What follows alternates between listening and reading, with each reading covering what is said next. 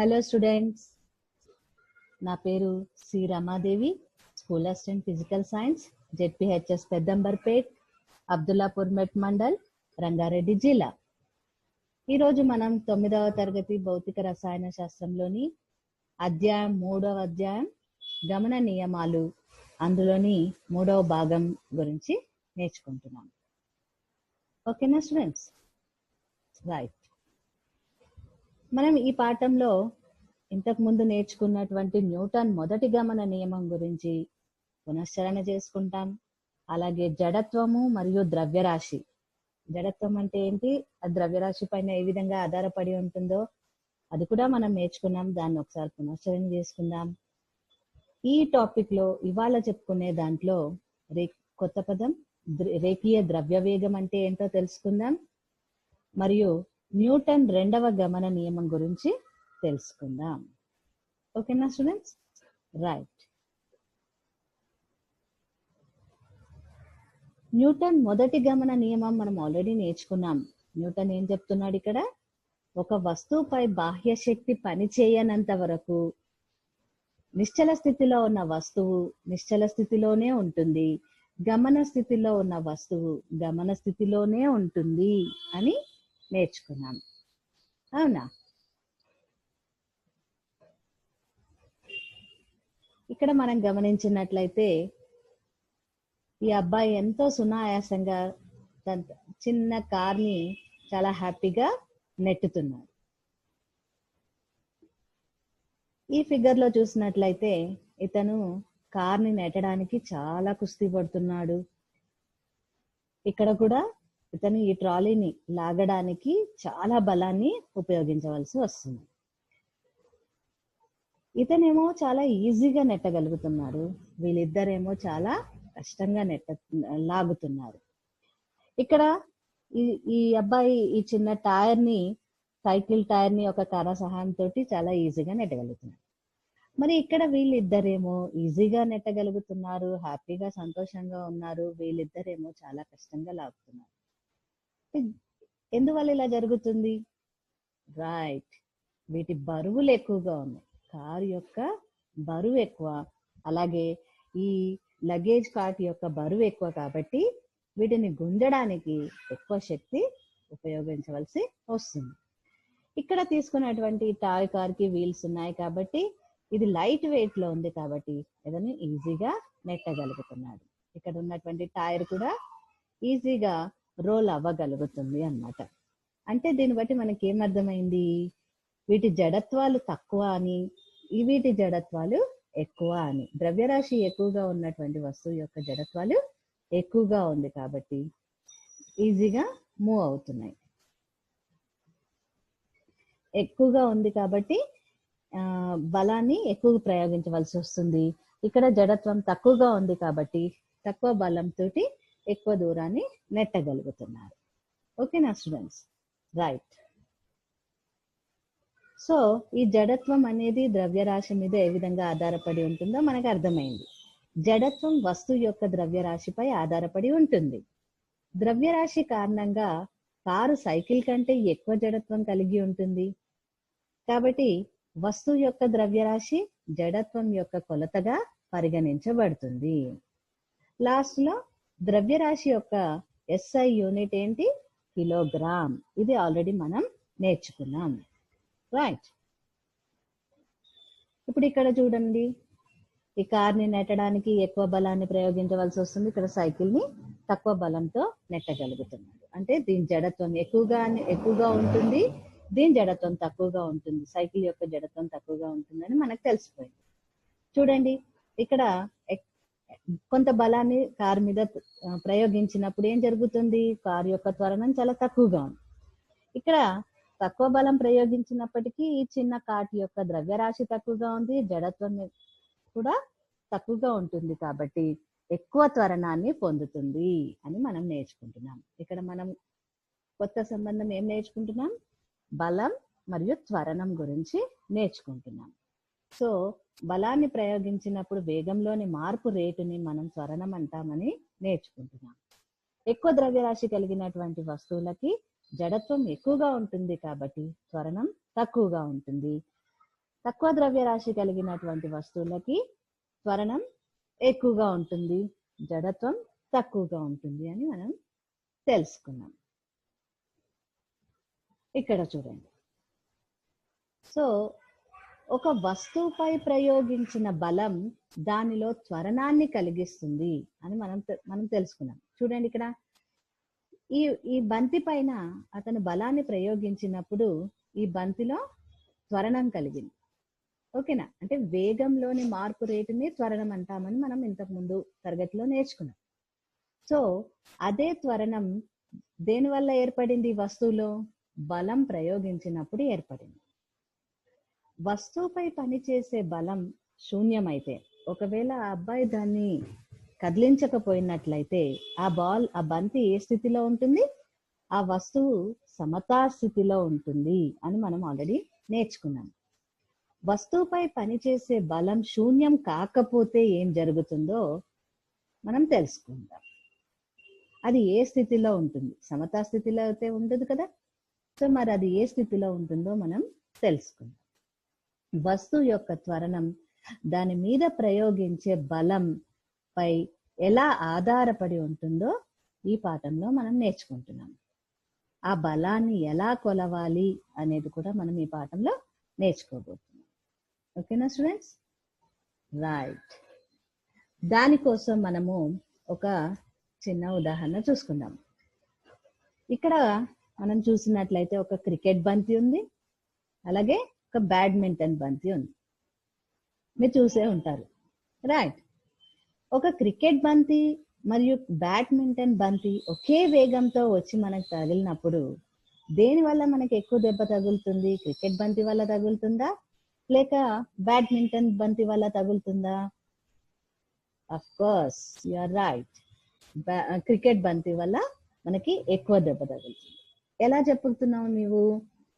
అంటే దాని ద్రవ్యరాశి ఎక్కువగా ఉంటుంది, అది ఎక్కువ వేగంతో వచ్చి తగిలినప్పుడు మనకి ఎక్కువ దెబ్బ తగులుతుంది. దీని ద్రవ్యరాశి, బ్యాడ్మింటన్ బాల్ యొక్క ద్రవ్యరాశి తక్కువగా ఉంటుంది కాబట్టి అది కొంత వేగంతో వచ్చి తగిలినప్పటికీ మనకి క్రికెట్ బంతి యొక్క దెబ్బ వల్ల కలిగిన నష్టమే ఎక్కువగా ఉంటుంది. బ్యాడ్మింటన్ బంతి వల్ల తగిలిన దెబ్బ కొంచెం తక్కువగానే ఉంటుంది. రైట్. అలాగే ఇంకో చిన్న ఉదాహరణ చూడండి. ఇక్కడ ఈ అబ్బాయి సైకిల్ తో మన గోడను ఢీ కొట్టడం చూస్తున్నాం. అలాగే ఇందులో ఒక కార్ తో గోడను ఢీ కొట్టడం చూస్తున్నాము. సో సైకిల్ మరియు కారు గోడకి తగిలినప్పుడు దేని వల్ల నష్టం ఎక్కువగా ఉంది? దేని వల్ల గోడ ఎక్కువగా నష్టపోయింది, ఎక్కువగా డ్యామేజ్ అయిపోయింది? సైకిల్ వల్లనా కార్ వల్లనా? మనకి ఇక్కడ చూసినట్లయితే కారు వల్లనే కనిపిస్తుంది, అవునా? ఇక్కడ చూడండి, కారు గోడని ఎంత డ్యామేజ్ చేసేసిందో, ఎంత హాని కలిగించేసిందో గోడకి. రైట్. సో సైకిల్ వల్ల కంటే కూడా గోడకి కారు వల్లనే ఎక్కువ నష్టం జరిగింది అని మనకు తెలుస్తుంది. రైట్. ఎందుకు అలా జరిగింది? దీని ద్రవ్యరాశి ఎక్కువ వేగంతో వచ్చి దీన్ని తగిలించింది కాబట్టి గోడకి ఎక్కువ నష్టం కలిగింది.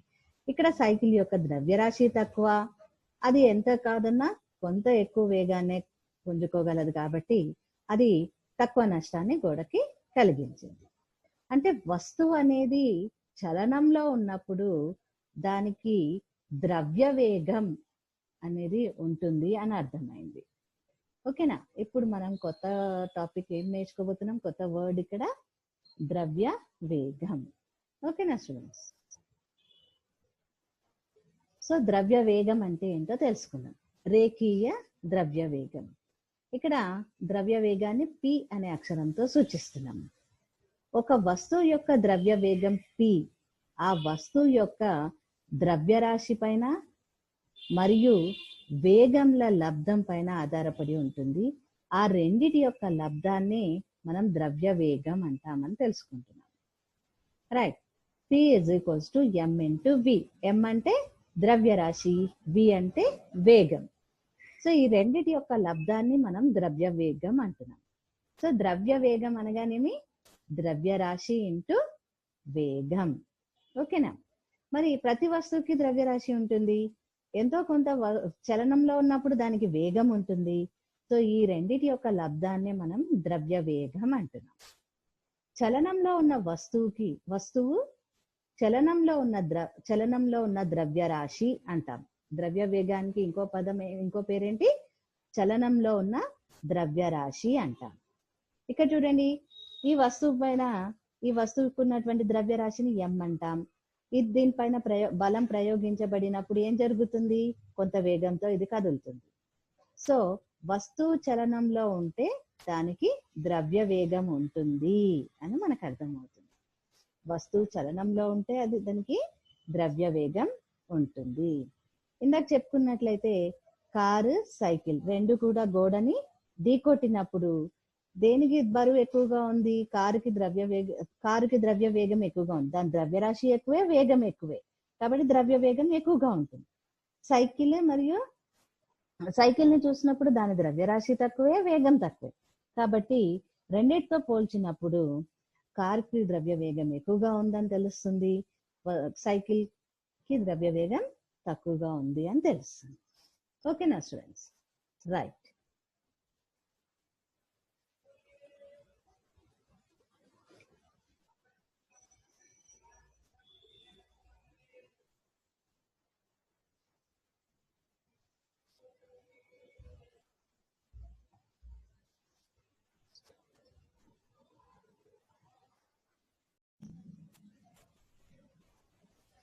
ఓకేనా స్టూడెంట్స్? ద్రవ్య వేగం పి అనే అక్షరంతో సూచిస్తారు. ఒక వస్తువు యొక్క ద్రవ్య వేగం పి, ఆ వస్తువు యొక్క ద్రవ్య రాశి ఎం మరియు వేగంల లబ్ధమే ద్రవ్య వేగం అవుతుంది అని మనకు అర్థమైంది. P = m × v. ద్రవ్య వేగం అనగా ద్రవ్య రాశి ఇంటూ వేగం. చలనంలో ఉన్న ద్రవ్య రాశి అని కూడా అంటారు. ద్రవ్య వేగాన్ని చలనంలో ఉన్నటువంటి ద్రవ్య రాశి అని అంటారు. సో వస్తువు చలనంలో ఉంటే దానికి ద్రవ్య వేగం ఉంటుంది అని మనకి అర్థమైపోయింది. రైట్. నెక్స్ట్, వేగం సదిశ రాశి కాబట్టి ద్రవ్య వేగం కూడా సదిశ రాశి అవుతుంది. వేగం ఉన్నటువంటి దిశలోనే ద్రవ్య వేగ దిశ కూడా ఉంటుంది కాబట్టి ద్రవ్య వేగం కూడా సదిశ రాశి అవుతుంది.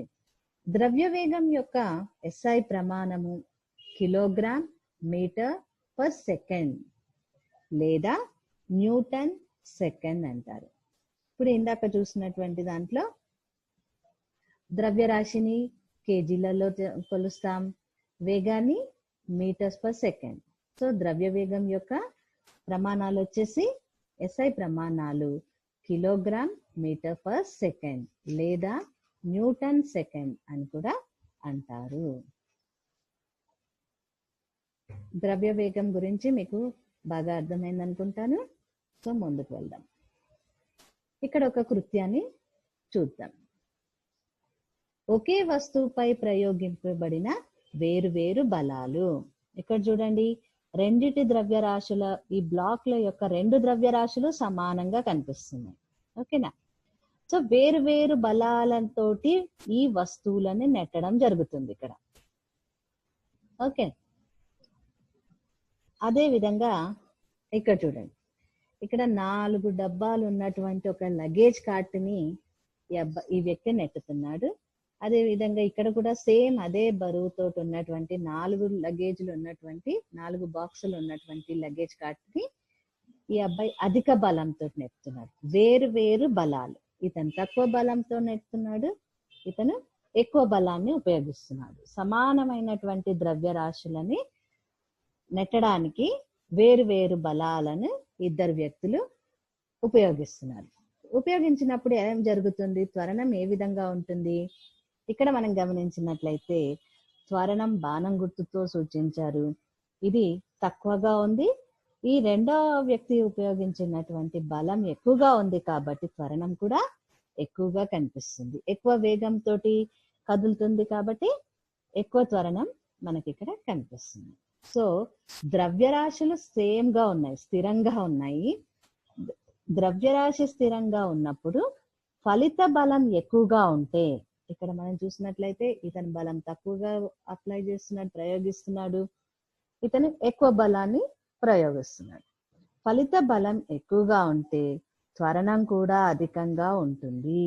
చూస్తున్నారు కదా, ఇక్కడ ఇందులోనేమో త్వరణం తక్కువగా ఉంది, తక్కువ బలాన్ని ప్రయోగించినాడు కాబట్టి, ఇక్కడ ఎక్కువ బలాన్ని ప్రయోగించినాడు కాబట్టి త్వరణం ఎక్కువగా ఉంది. దీన్ని బట్టి మనకి ఏం అర్థమైపోయింది? ఒకే వస్తువుపై ప్రయోగింపబడిన వేరువేరు బలాలలో తేడాగా ఉన్నట్లయితే త్వరణం కూడా అధికంగా ఉంటుంది అని మనకి అర్థమవుతుంది. Clear students? రైట్, మళ్ళీ ఒకసారి చూద్దాం. ద్రవ్యరాశి స్థిరంగా ఉన్నప్పుడు ఫలిత బలం ఎక్కువగా ఉంటే త్వరణం కూడా అధికంగా ఉంటుంది. అదేవిధంగా ఇంకో కృత్యం చూసినట్లయితే చూడండి, ఇక్కడ వివిధ ద్రవ్యరాశులు గల వస్తువులపై ప్రయోగింపబడిన సమానమైనటువంటి బలాలు.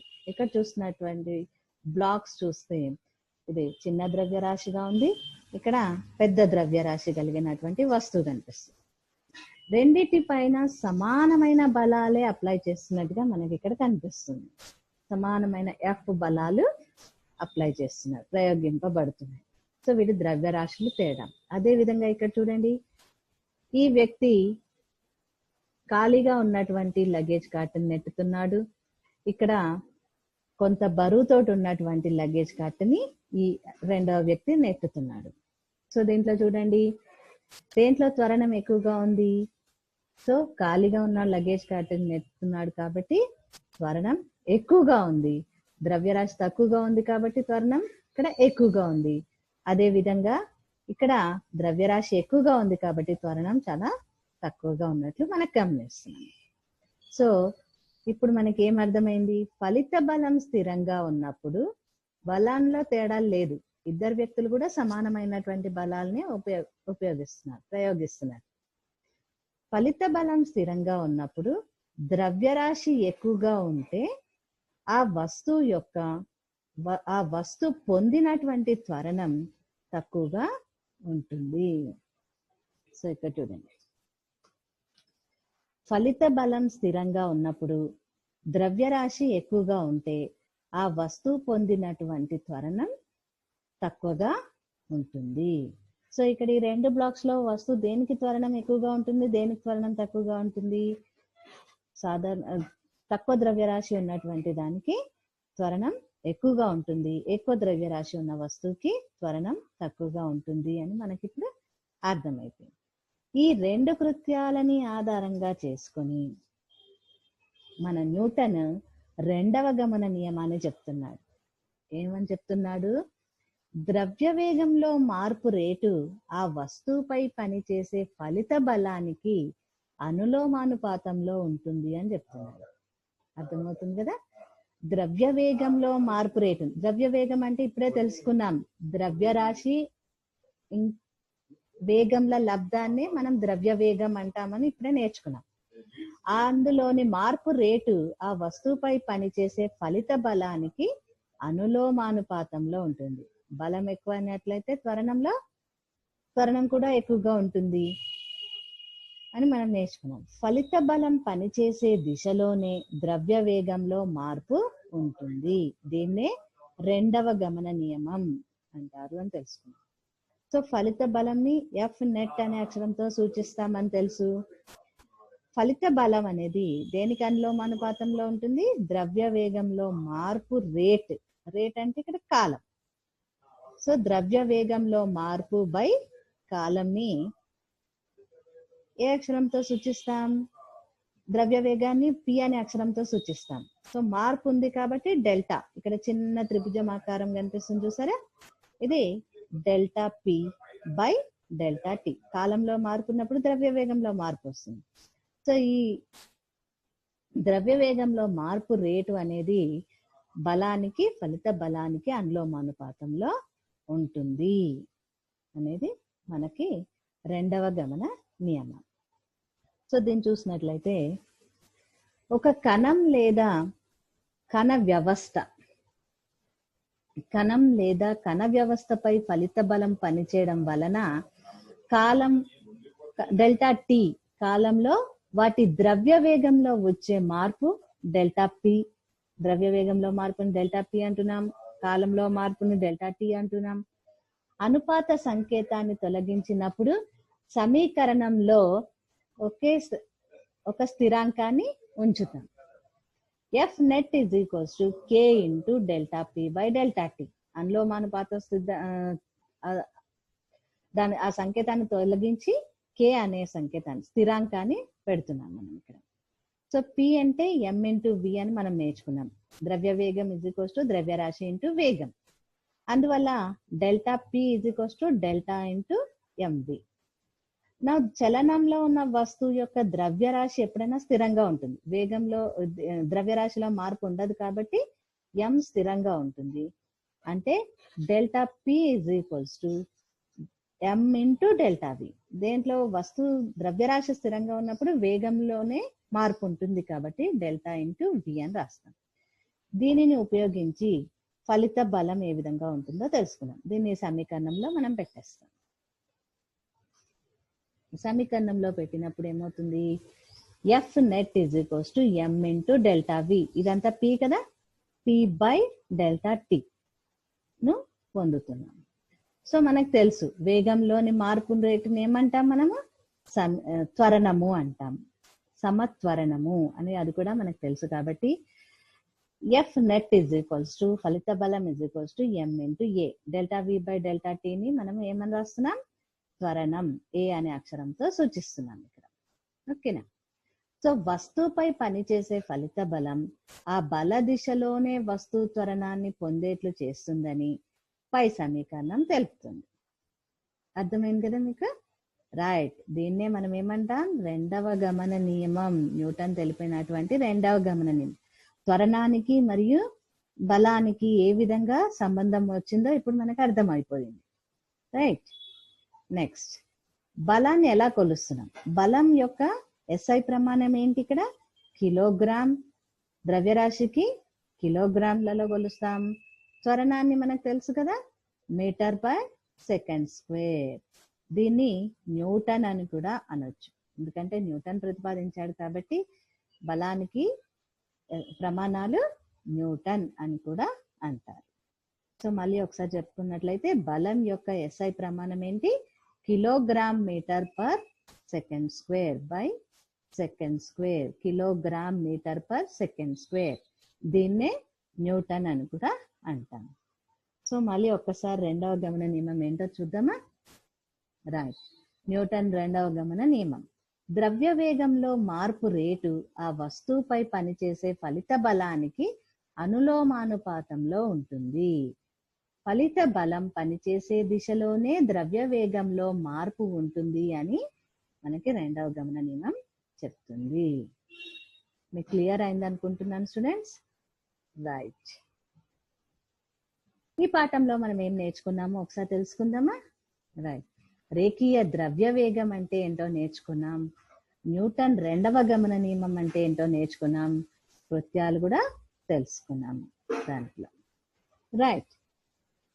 సో ఇందులో ఉన్నటువంటి ప్రశ్నలు సమాధానాలు ఇవ్వండి. రేఖీయ ద్రవ్య వేగం అనగానేమి? న్యూటన్ రెండవ గమన నియమాన్ని తెలపండి. ఓకేనా స్టూడెంట్స్? Thank you.